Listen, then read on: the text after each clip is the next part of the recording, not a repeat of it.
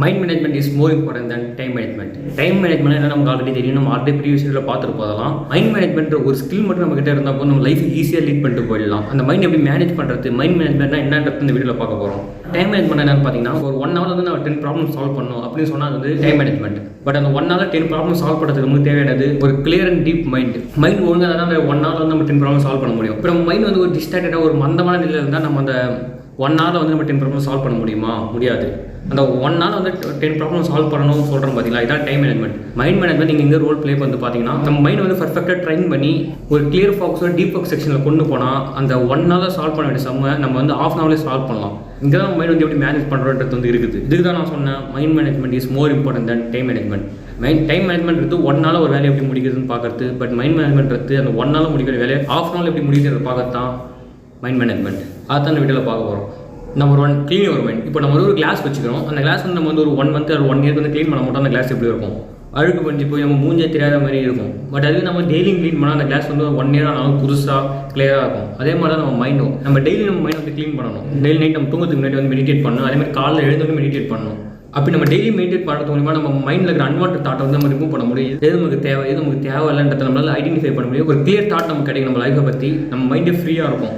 Number 3, நம்ம லைஃப்பில் ஏதாவது வந்து எக்ஸ்பீரியன்ஸ் பண்ணியிருப்போம். நமக்கு வந்து ஏகப்பட்ட ஒர்க் இருக்கும். என்ன பண்ணுறது, எப்படி பண்ணுறது தெரியாமல் உட்காந்து இருக்கும். அந்த டைம் நம்ம என்ன பண்ணோம், ஒரு நோட் எடுத்து நமக்கு என்னென்ன வேலை இருக்குது நம்ம வந்து நம்ம கைப்பட எழுத ஆரம்பிக்கணும். அடுத்து நம்ம என்ன செய்யணும், நம்ம இப்போ எந்த மனநிலையில் இருக்கிறோம், நம்ம அந்த வேலை செய்யறதுக்கான மனநிலை எப்படி கொண்டு வரது அப்படின்றத வந்து நீங்கள் நோட்டில் எழுதி திங்க் பண்ண ஆரம்பிக்கணும்.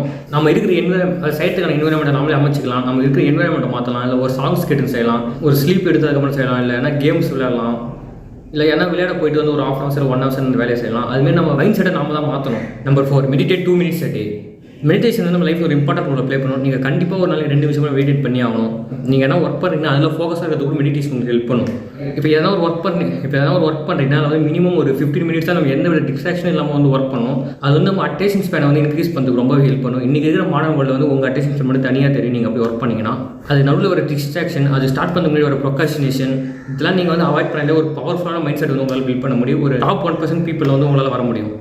அப்படி ஒரு 15 minutes நீங்கள் தொடர்ந்து ஒர்க் பண்ணிங்கன்னா அதில் கிடைக்கிற டோபமைன் நீங்கள் ஹிட் பண்ணும்போது ஒரு ரியல் டோபமைன் நீங்கள் ஹிட் பண்ணுவீங்க. இன்றைக்கி இருக்கிற ஃபேக் டோபமைனில். Number 5, try to understand what is time. நம்ம லைஃப்பில் நம்ம நிறைய வாட்டி நம்ம வந்து நேரம் சரியில்லை சொல்லுவோம். பட் அந்த டைம் வந்து நம்ம நேரம் சரியில்லாமல் இல்லை, நம்ம மைண்ட் சரியில்லை.